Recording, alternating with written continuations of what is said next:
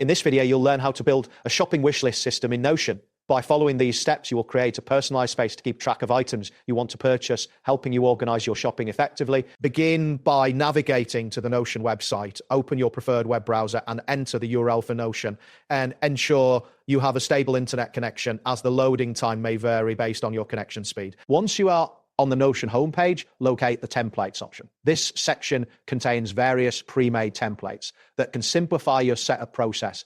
Clicking on templates will direct you to an array of options designed for different uses. Next, in the search bar, type in shopping wish list. This action will filter the templates to show only those related to your query. Depending on your internet speed, the results may take a moment to appear. After the search results load, browse through the available shopping wish list templates. Take your time to review the options, as choosing the right template will help tailor your wish list to your specific needs. Once you find a template that suits your preferences, click on the option to add. This action will allow you to integrate the template into your Notion workspace in your Notion account to accommodate the new template. After adding the templates, select whether you want to save it to your private workspace or a team workspace. This choice is important for organization and accessibility, especially if you plan to share your wish list with others. Next, click on Add to Private to finalize the addition of the template to your workspace.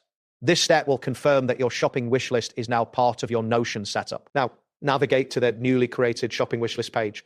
Click on the category section to begin customizing your wish list. Here you can categorize items based on different criteria, such as type or priority. After categorizing, proceed to click on In Cart. This feature allows you to keep track of items you're considering purchasing. It is beneficial for managing your shopping decisions.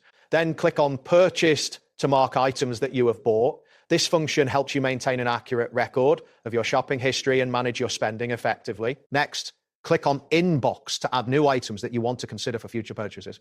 This area serves as a temporary space for items that may not yet fit into your main wish list. Finally, click on Overview to view a summary of all your wish list items. This overview provides a comprehensive look at your shopping desires and helps you plan ahead. That wraps up today's guide. Thanks for watching, and catch you in the next tutorial.